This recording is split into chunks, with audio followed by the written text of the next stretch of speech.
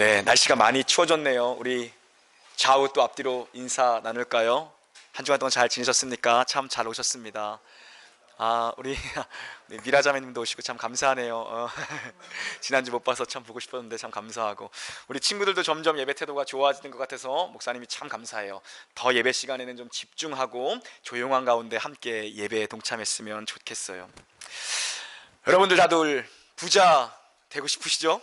우리 중에 돈 싫다고 말할 사람 누가 있겠어요? 그렇게 말하면 다 거짓말일 거예요, 아마요. 그럼 여러분들 생각하시는 부자의 기준은 무엇입니까? 얼마 있으면 우리가 이 대한민국 땅에서 부자로 살아간다라고 말할 수 있겠어요? 여러분이 얼마를 생각하실지 저는 잘 모르겠지만 여러분 속마음과 또 형편을 잘 모르니까요. 그런데 여러분이 생각하는 그 부자의 기준이 어쩌면 여러분의 희망사항일 수도 있겠죠. 저도 나름대로 그 부자의 기준이 있습니다.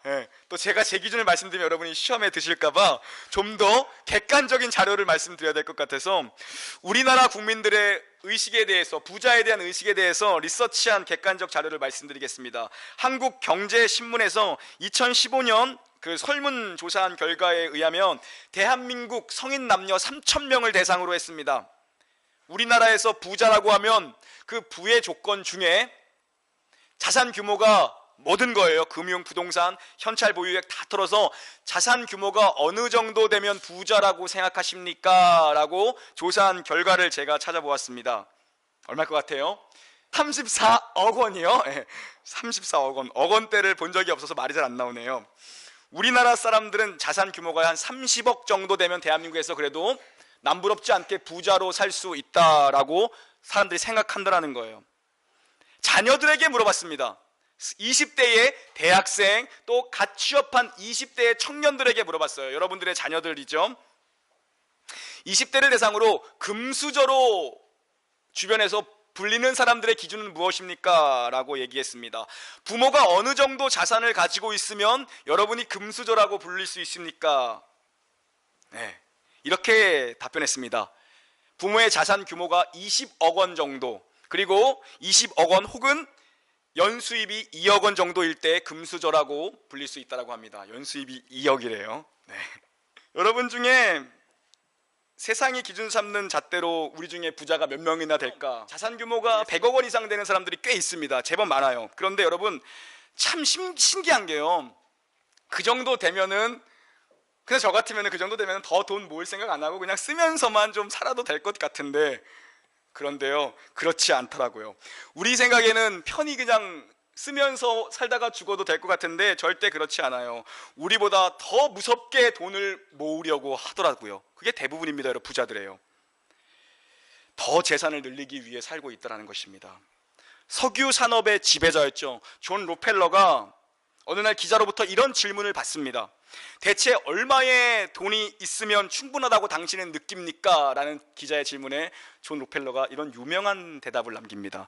지금보다 조금만 더 있으면 됩니다 라고 대답했어요. 여러분 얼마면 충분하다고 생각하십니까?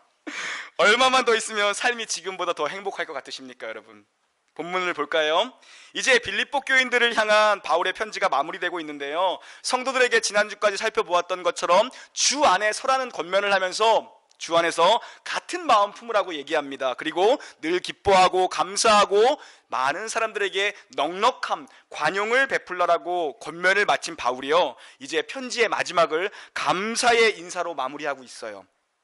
사도 바울이요, 에바브로 디도 편에 그 빌립보 교회 성도들이 사도의 사역을 위해서 모금한 헌금을 받습니다. 그리고 빌립보 교회의 소식을 듣고 지금 답장을 쓰고 있는 게 빌립보서죠. 10절을 보니까요, 사도가 그 헌금을 받으면서 너희가 나를 생각하던 것이 이제 싹이 났다라고 얘기합니다. 무슨 말입니까? 이 표현은요, 나의 쓸 것을 보내준 너희들의 마음이 너무나도 감사하다. 돈도 고맙지만 이 돈 자체보다 나를 생각하는 그리스도의 영광과 그 복음의 선교 사역을 위해서 헌신하고 있는 이 동참하는 너희들의 마음에 진심으로 기뻐하고 감사한다라는 의미가 지금 담겨져 있는 거예요. 그러면서 바울이요, 지난 사역의 여정을 통해서 내가 정말 크게 배운 것이 하나 있다 라면서 오늘 본문을 시작하는 거예요. 내 지나온 인생을 보니까 내가 정말 주를 위해 헌신하면서 살아온 인생을 보면서 돌이켜보니까 정말 크게 배운 한 가지가 있다. 여러분, 우리가 사는 이 자본주의 사회 속에서 만족하며 자족한다고 하는 것이 과연 가능할까요? 근데 사도가 오늘 크게 배운 것 한 가지가 바로 자족함이다라고 얘기하고 있는 것입니다. 모든 사람들은 이 자본주의와 무한 경쟁 속에서 더 가져야 한다라고 얘기합니다. 더 많아져야 행복한다라고 얘기합니다. 그런데 성경에서 이 사도가요, 자족하라라고 얘기하고 있어요, 여러분요. 그런데 오늘 본문뿐만 아니라 성경에서 말하는 여러 돈에 대한 교훈은요, 우리 신자들 향해서 그와 같은 뉘앙스로 가르치고 있다는 거예요. 성경이 우리에게 주는 돈에 대한 권면은 자족함이라는 것입니다. 표현은 조금씩 다르지만 다 그와 같은 맥락에서 이야기를 하고 있어요. 여러분, 자족함이라는 게 현실을 무시하면서 귀찮아, 그냥 되는 대로 살자, 모르겠다, 게으르고 나태하게 살자라는 말입니까? 결코 그렇지 않습니다. 그런 무책임하고 게으른 그런 나태한 정신을 얘기하고 있지 않아요. 성경이 말하는 자족함은 땀 흘려 최선을 다해 일하고 그 속에서 하나님이 나에게 주신 그 재능과 은사를 발견해서 최선을 다해 일하고, 하나님이 우리 삶 가운데에 가난을 주시던 풍요로움을 주시던 그 어떤 삶의 모습이든지 간에 하나님의 선하신 손이 우리의 삶을 꽉 붙들고 있고 가장 좋은 것을 내게 주신 줄로 믿고 기뻐하며 감사함으로 하나님을 영화롭게 하는 삶의 자세가 바로 자족함이라는 것입니다. 특별히 오늘 본문에서 이 자족하라는 말씀은요, 우리의 물질, 우리의 재정관과 아주 밀접한 관계가 있습니다. 여러분, 사도가 말하는 이 자족함은 재정적인 부분과 1차원적 관계가 있다는 말씀입니다. 오늘 말씀에서 바울은 어떤 형편에서든 나는 자족할 수 있다라고 얘기합니다. 자족한다라는 것은 만족한다라는 거죠. 지금 바울이 만족할 만한 형편이 전혀 아니다라는 것은 우린 잘 알고 있어요. 그럼에도 바울은 자족한다라고 이야기합니다. 우리 중에 바울보다 어려운 형편에 있는 사람이 있겠습니까, 여러분? 그렇지 않죠. 우리는 어떻게 자족할 수 있을까요? 어떻게 자족하고 감사하며 하나님께서 허락하신 오늘이라는 인생을 복되게 살아갈 수 있을까요? 사도는 먼저 자신은 자족하는 법을 배웠다라고 얘기합니다. 자족하는 것을 배웠다라고 얘기합니다. 사도가 11절 봉독해 보겠습니다. 11절이요, 시작.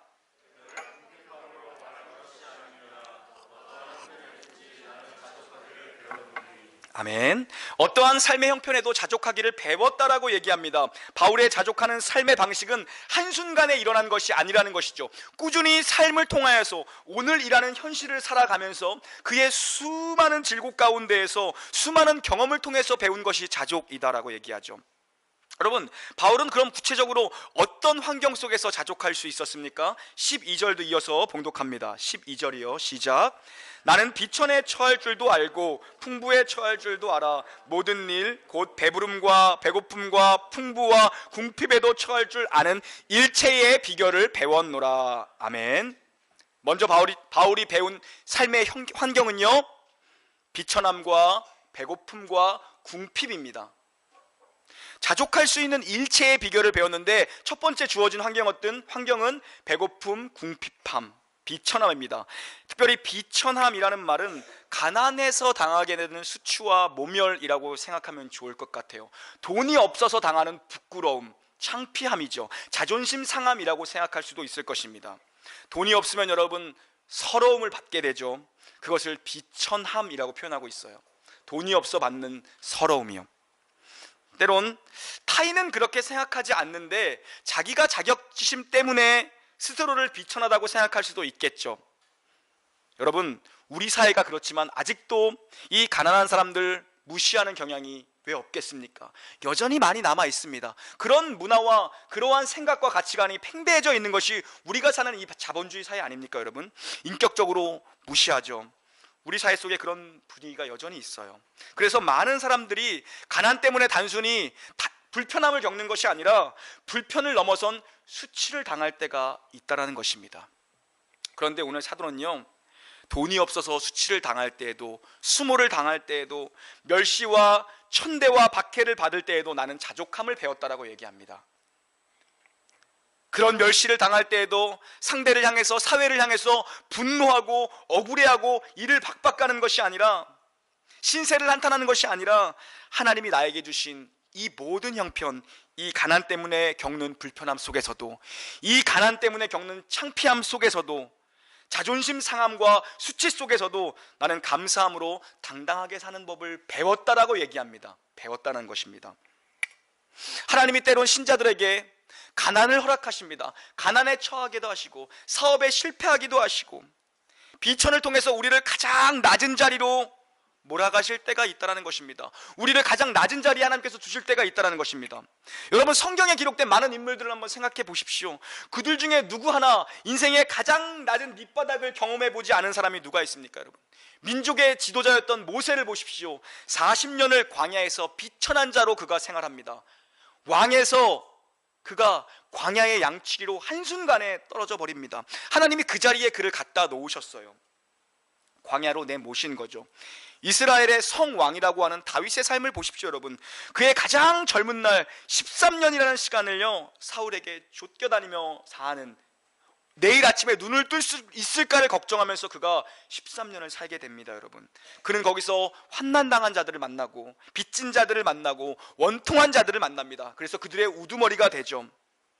가난한 사람들, 멸시당하는 사람들, 핍박당하는 사람들, 그들의 질고와 고통을 함께 경험하도록 하나님께서 광야로 다윗을 보내십니다. 여러분, 왕이 되기 위해서 중심에서부터 모든 백성들, 그 질고당하고 그 고통 많고 그 원통한 자들의 삶을 다윗이 가까이에서 경험하고 자신이 그런 삶을 살아갈 수 있었어야 되는 것입니다. 그래서 광야 학교로 내모신 거예요. 하나님이.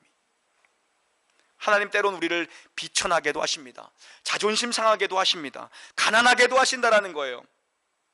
그 하나님의 깊은 속사정, 왜 그렇게 하시는지 저는 모릅니다. 여러분, 다 알 수 없지만, 그러나 제가 알고 있고 제가 믿고 있고 제가 여러분에게 소개하고 있는, 제가 여러분에게 가르치고 제가 여러분에게 설교하고 있는 하나님의 성품은, 하나님은 선하신 분이라는 것입니다. 여러분, 그분 언제나 오르신 분이고, 그분 실수 없으시고, 그분은 신묘막측하시고, 그분은 모든 것을 다스리고 계시고, 모든 것이 그분의 주권 가운데 있고, 그분은 쉬지 않고 우리를 빚어가고 계시다라는 것, 그것이 제가 알고 있는 성경의 하나님이라는 것입니다. 여러분, 하나님 실패하지 않으십니다. 우리 생각하는 방법과 우리의 방식과 우리의 원함과 하나님의 방법과 하나님의 방식과 하나님의 때가 다른 것이죠. 우리가 바라는 것과 하나님이 주시고자 하는 것이 다른 것이죠. 우리가 좋다고 여기는 것이 언제나 다 좋을 수는 없습니다. 하나님이 좋다고 여기는 것이 좋은 것입니다. 그것이 절대적인 것이고, 우리가 좋다라고 여기고 우리가 구하는 것이 다 좋을 수 없다라는 거예요. 우리가 꼭 필요하다고 여기는 것이 더 필요한 것보다 꼭 필요한 것은 아니라는 거죠. 여러분, 시간이라는 인생 속에서 우리를 그렇게 가르치셔서 어떠한 형편에든지 감사하는 삶으로 우리를 데리고 가시는 것, 이것이 바로 하나님의 인생 레슨이죠. 하나님 우리를 그렇게 가르치고 계시다라는 것입니다. 여러분, 바울이 자족함을 배운 또 하나의 환경이 있어요. 비천함과 궁핍과 배고픔에서 바울이 만족하고 감사하는 법을 배웠다라고 빌립보의 성도들에게 얘기하고 있죠. 그런데 또 하나의 환경이 있습니다. 무엇입니까? 그것은 풍부와 배부름입니다. 풍부와 배부름 속에서도 바울은 하나님을 배웠다라고 얘기합니다. 주님을 배웠다라고 얘기합니다. 자족함을 배웠다라고 얘기합니다. 지난 주간 우리나라 정말 역사 가운데 큰 획을 그을 만한 일들이 있었죠. 이 시국이 잘 수습되어지고 수술되어지고 환부가 잘 아물도록 우리는 기도해야 할 것입니다. 지난주에 청문회가 진행되었어요. 첫째 날 재벌 총수 7명을 쭉 앉혀놓고 청문회를 진행했죠. 여러분, 그거 보면서 여러분, 우리 가운데 저 재벌처럼 되기 위해서 돈 버시는 분 있습니까? 아마 그런 분은 없을 거예요. 예? 그렇게 우리나라 10대 기업에 들기 위해서 그렇게 돈 버는 분은 우리 중에 없을 것입니다. 나 재벌 돼야지, 그런 마음으로 직장생활 하시는 분 있으세요? 없죠. 여러분, 그런 마음으로 우리 돈 벌지 않아요. 그죠?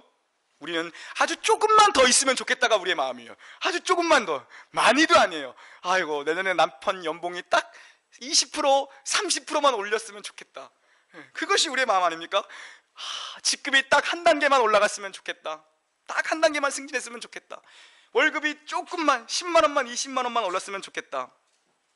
그것만 있으면 좀 더 행복할 텐데, 그것이 우리의 바람입니다. 그런데 여러분, 성경은 뭐라고 말하냐면요, 그 마음, 바로 그 마음, 조금만 더 바로 그 마음이 돈을 사랑하는 마음이라고 얘기합니다. 돈을 의지하는 마음이라고 얘기합니다. 성경은 돈 자체가 나쁘다고 얘기하지 않습니다. 여러분, 그런데요, 돈을 일만하게 뿌리라고는 얘기합니다. 돈 자체를 나쁘다라고 얘기하고 있지 않은데 돈을 일만하게 뿌리라고는 얘기하고 있다는 것입니다.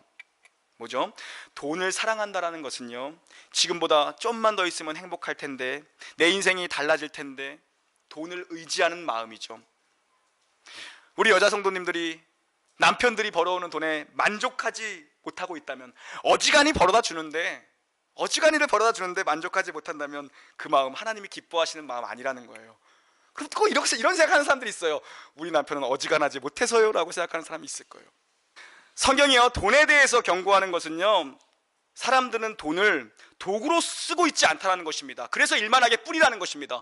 돈은 도구인데 사람들은 돈을 도구로 보지 않는다는 것입니다. 돈을 신처럼 여기고 내가 의지할 대상으로 여기기 있기 때문에 문제가 된다는 것입니다. 그래서 돈은 일만하게 뿌리라고 성경이 얘기하고 있는 것입니다. 하나님보다 돈을 더 사랑하기 때문에, 하나님보다 돈을 더 먼저 의지하기 때문입니다. 여러분, 돈이 지금보다 조금만 더 있으면 하는 마음은 자기의 미래를 보장하는 것이 돈이라고 생각하기 때문입니다. 자신의 삶의 안락을 보장하는 것이 돈이라고 생각하기 때문입니다. 자기 자녀들의 미래를 보장하는 것이 돈이라고 생각하기 때문입니다. 그 믿음의 중심에서, 돈을 생각하는 그 마음의 중심에서 모든 것들이 조금만 더 나오기 때문에 성경은 돈은 일만하게 뿌리라고 얘기하고 있는 것이죠. 여러분, 돈을 잘 활용할 수 있는, 잘 쓸 수 있는, 지혜롭게 쓸 수 있는 그러한 성경적 가치관이 우리에게 필요하지 않겠습니까? 사도 바울은요, 하나님이 부요와 풍부함을 허락하셨을 때에도 자족함을 배웠다고 합니다. 가난하고 힘들 때만 자족함을 배운 게 아니라 부요하고 풍부한 삶에 내가 좀 여유가 있을 때도 난 자족함을 배웠다라고 얘기합니다. 내 삶에 여유가 있을 때에도 재물 주신 하나님의 마음을 헤아리고 하나님의 마음을 담아 재물을 쓰는 것을 배웠다라는 것이죠. 여러분요, 재물을 사용할 줄 아는 것을 배웠다라는 것입니다. 이 재물 나의 능력이나 나의 힘으로 얻은 것 아니고 하나님으로부터 공급된 것이고, 이 재물을 하나님의 마음을 헤아려서 하나님이 원하시는 것에 사용할 수 있는, 하나님을 영화롭게 하고 이웃들을 섬기고 정말 그들에게 도움이 되는 유익하게 재물을 쓸 수 있는 그러한 삶을 바울이 배웠다라는 것입니다. 그게 바로 풍부에 처할 줄도 안다라는 삶의 태도입니다. 여러분, 저는 우리 성도님들 정말 아침부터 멀리 출근하시고 하루 종일 또 늦어서 집에 오시는, 열심히 사는 삶을 알고 있습니다.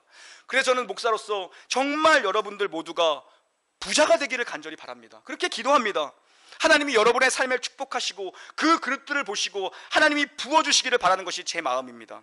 그런데 여러분, 꼭 기억하셔야 할 것은 우리의 우선순위, 이 재물에 대한 우선순위가 먼저 정립이 되어야 한다는 것입니다. 흔들리지 않는, 하나님이 내게 가난을 주시던 내게 부함을 주시던 흔들리지 않는 마음의 중심, 믿음의 중심이 필요하다는 것이죠. 여러분요, 많은 사람들이 돈이 많아지면 어깨에 힘이 들어갑니다. 여러분, 나는 아닐 것 같죠?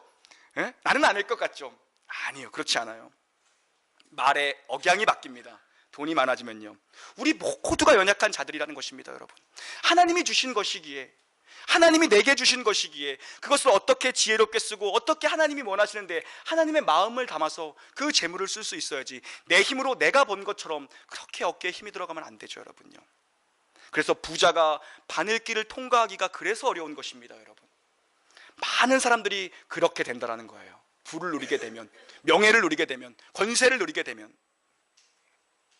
또 많은 사람들이 마음의 중심을 제대로 잡지 못한 상태에서 돈을 갖게 되면 하는 것이 무엇입니까? 돈을 벌어서 하는 일이 무엇입니까? 좋은 차를 사서 주일에 놀러 다니는 것입니다. 여러분, 많은 사람들이 그렇죠. 여유가 있으니까 주말에도 놀러 다니는 거죠. 보너스라도 조금 받으면 무엇입니까? 주일에도 애들 학원 끊어주는 것입니다. 돈이 생기면 그런 데 돈을 쓰고 있다는 것입니다. 여러분, 우선순위가 다 망가져버린 어리석은 인생이죠. 이건 정말로요. 핑계 없는 무덤이 없어요. 다 핑계 있죠. 다 그럴 이유가 있다라고 얘기합니다. 여러분, 이런 세상 속에 하나님 우리를 던져 놓으신 겁니다. 이런 자본주의 무한 경쟁, 돈이 신인 이 세상 속에 우리를 던져 놓으신 겁니다. 뭐죠? 내 믿음이 진짜인지 한번 살아보라는 것입니다. 내 마음이 진짜인지, 내가 교회 와서 기도하는 그 믿음이 진짜인지 한번 삶에서도 증명해 보라는 것입니다. 돈이랑 하나님이랑 무게추를 한번 달아보라는 것입니다. 내 믿음이랑 돈이랑 무게추를 달아보라는 것입니다. 믿음을 발휘해 보라는 것이죠. 네가 기도하는 것이 진짜라면, 네가 설교하는 것이 진짜라면 한번 그렇게 살아보라는 거예요. 여러분, 참 어려운 일이죠. 쉽지 않은 일이죠. 사도는 자기의 능력으로 이 일을 감당하는 것이라고 말하지 않습니다. 사도가 이 일을 내가 단순히 배워서 일을 하는 것이다라고 얘기하지 않아요. 나는 배웠다. 그런데 더 큰 이유가 뒤에 있더라고요. 우리 13절 봉독합니다. 13절입니다. 시작.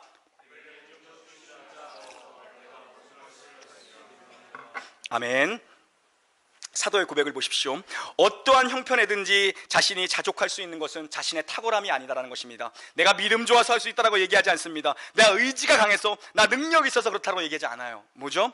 살아계신 하나님께서 날마다 나의 삶의 모든 형편을 아시고 끊임없이 주시는 그 은혜의 능력을 내가 날마다 공급받았기 때문에 나는 자족할 수 있다라고 얘기하는 것입니다. 하나님의 매일매일 끊임없이 주시는 그 은혜야말로 이 경쟁 사회 속에서도, 욕망으로 가득 찬 이 사회 속에서도 내가 자족하며 감사하며 기쁨으로 이 삶을 살아갈 수 있는 힘의 원천은 거기다라고 얘기하고 있는 것이죠. 여러분요, 내가 내일 먹을 양식에 대한 걱정이 없고, 여러분, 자녀들도 아주 잘 풀려요. 나이가 60이 넘어도 젊은이처럼 건강해요. 40대 30대처럼 건강해요. 이렇게 인생에 아무 문제가 없는 사람임에도 불구하고 새벽마다 나와 간절히 기도할 수 있는 사람이라면 그 사람은 아주 특별한 은혜를 받은 사람입니다. 그 사람이야말로 하나님이 정말 큰 은혜 주신 거예요. 먹고 사는데 지장 없고, 자녀들도 시집장가 잘 가서 술술 잘 풀리고, 몸도 건강해, 100세까지는 살 것 같아. 그럼에도 불구하고 엎드리는 사람은 정말 하나님이 큰 은혜를 주신 사람입니다. 그런데 보십시오, 아주 드뭅니다. 아주 드물어요. 만에 한 명입니다. 여러분, 만에 한 명. 조금만 마음의 안정이 생기고, 조금만 삶이 평안해지면 하나님을 찾지 않는 못된 심성이 우리의 본성이에요. 그것이 우리의 본성입니다. 사람이 풍부할 때, 내가 잘 나갈 때 하나님을 찾고 간절히 기도하는 사람이 된다면 그 사람 정말 탁월한 영성을 소유한 사람인 것입니다. 사도 바울이 풍부에 처할 때에도 자족할 수 있다는 것은 특별한 하나님의 능력이 내게 부어졌다는 것입니다. 하나님의 특별한 은혜가 내게 부어졌다는 것입니다. 여러분, 가난은 어떻습니까? 반대로 가난은 어떻습니까? 가난도 마찬가지죠. 가난해져도 또 사람들이 하나님을 떠나가는 경우를 봅니다. 하나님으로부터 멀어지는 경우를 봅니다. 가난해져도요. 왜요? 마음에 원망이 생기기 때문이죠. 마음에 원망이 생기기 때문이요. 마음에 원망이 생기기 때문이죠. 내게 왜 이런 일을 주시는가? 내가 뭘 잘못했다고, 내 열심히 살려고 살았는데 내게 왜 이런 일을 주시는가? 원망합니다. 자기도 모르는 사이에 원망을 하게 되죠. 마음에 원망이 생기면 하나님과 멀어지게 돼 있죠.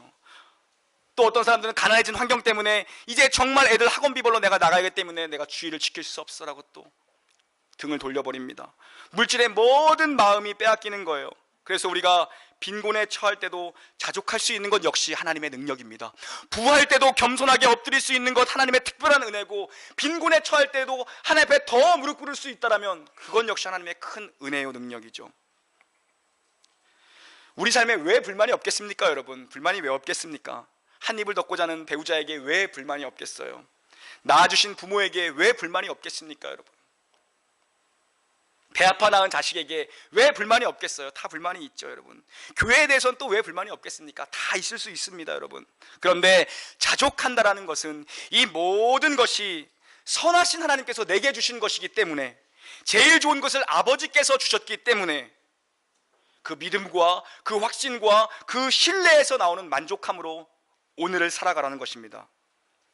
무슨 형편이든 무엇을 하든 하나님이 지금 내게 맡기신 것이라는 그 마음의 중심이 필요합니다. 여러분, 여러분에게 맡기신 자녀들, 허락하신 남편들, 부모님들, 모든 것이 마음에 안 들고 불만이 있을 수 있죠. 하지만 하나님께서 내게 맡기신 것이라는 것입니다. 여러분에게 주신 재물도 내게 맡기신 것이라는 것이 필요합니다. 그렇게 하루하루 감사하는 자들에게 어찌 하나님께서 복을 내리지 않겠습니까? 작은 일이라도 충성되이 감당하는 자에게 왜 하나님께서 큰 일을 안 맡기시겠습니까? 여러분, 하나님이 여러분을 아픈 자리에 두셨으면 거기서 많이 아파하십시오. 여러분을 울 수밖에 없는 자리에 두셨으면 거기서 많이 우십시오. 하나님이 여러분을 실패의 자리에 갖다 두셨으면 거기서 실패의 뼈아픈 경험을 하십시오. 자존심 상하게 하십시오. 여러분을 가난의 자리에 두셨으면 거기서 가난하게 사십시오. 여러분, 그리고 그 자리에서 하나님이 어떤 분이신지를 경험하셔야 됩니다.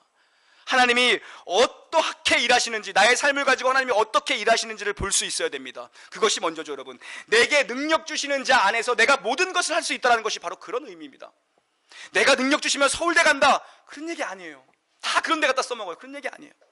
내게 능력 주시면 나 대기업에 취직한다, 일정 부분 맞죠. 하지만 아니에요. 진의는요, 내게 능력 주시면 가난도 받고 울음도 받고 슬픔도 받고 자존심 상함과 억울함도 난 받아내겠습니다.